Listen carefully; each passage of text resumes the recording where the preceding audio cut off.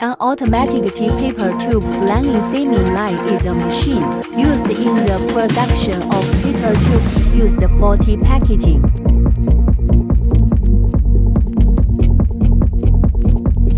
The machine is designed to automate the process of flanging and seaming paper tubes,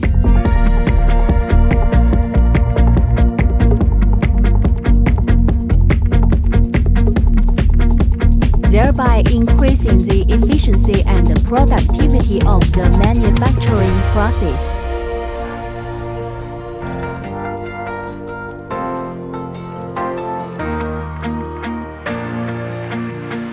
Automatic paper tube flanging and cleaning.